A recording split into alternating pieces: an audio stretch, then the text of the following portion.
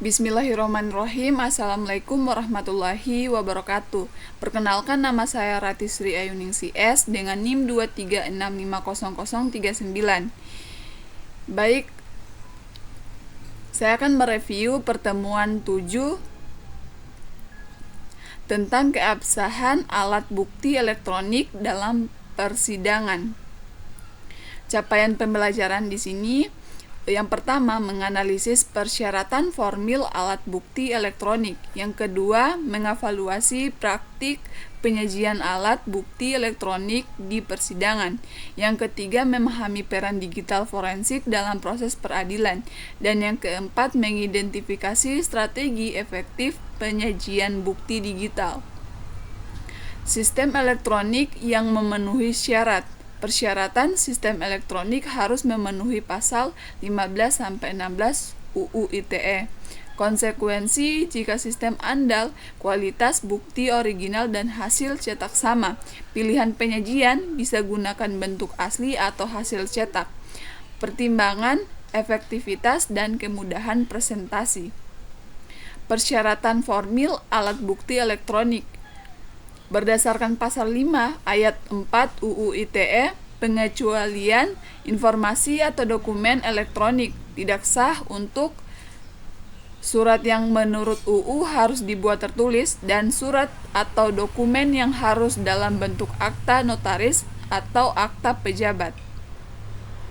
Berdasarkan pasal 43 UU ITE ayat 3, penggeledahan atau penyitaan sistem elektronik harus dengan izin Ketua Pengadilan Negeri.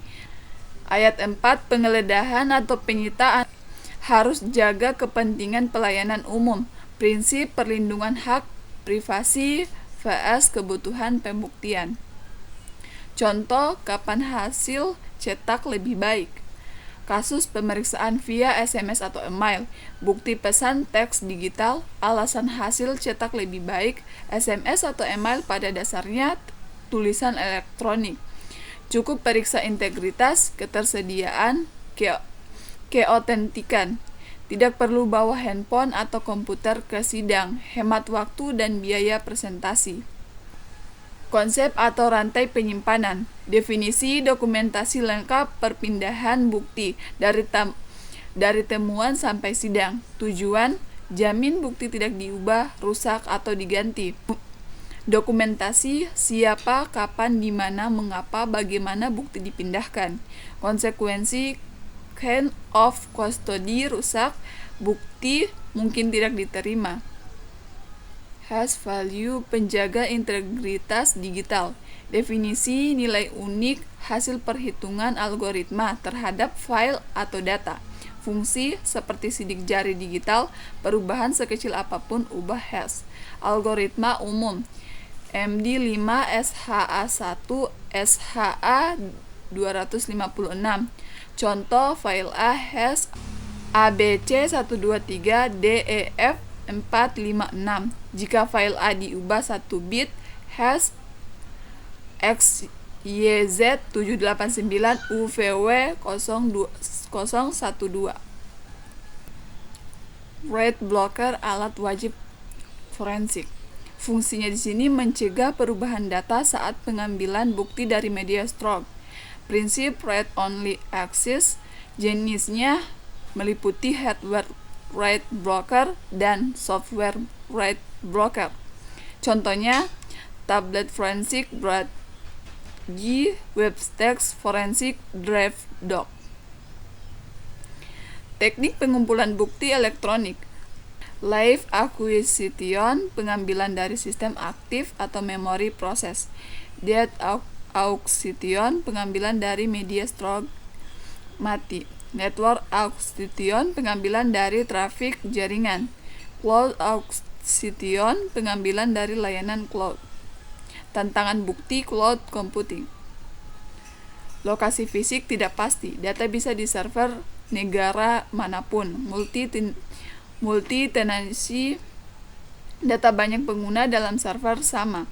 Regulasi lintas negara, data sovereignty issues, akses terbatas, private cloud mungkin tidak kooperatif.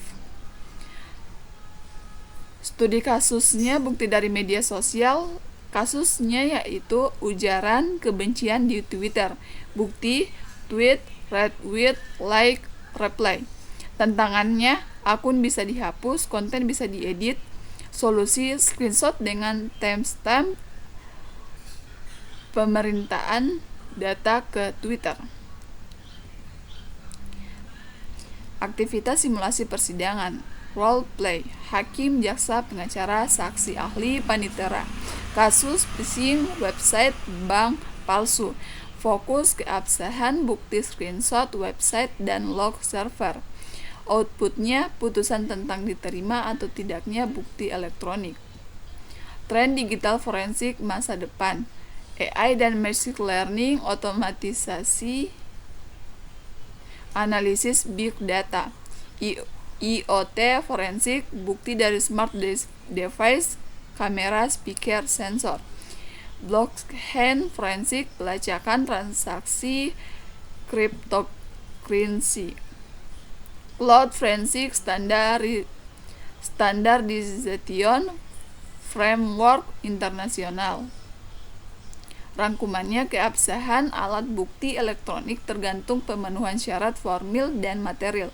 Pilihan bentuk asli vs hasil cetak berdasarkan efektivitas presentasi. Digital forensik dan chain of custody krusial untuk integritas bukti. Presentasi bukti digital harus disesuaikan dengan audiens atau hakim non-teknis. Mungkin itu saja penjelasan dari saya. Bila ada salah kata mohon dimaafkan. Wabillahi taufiq wal hidayah. Wassalamualaikum warahmatullahi wabarakatuh.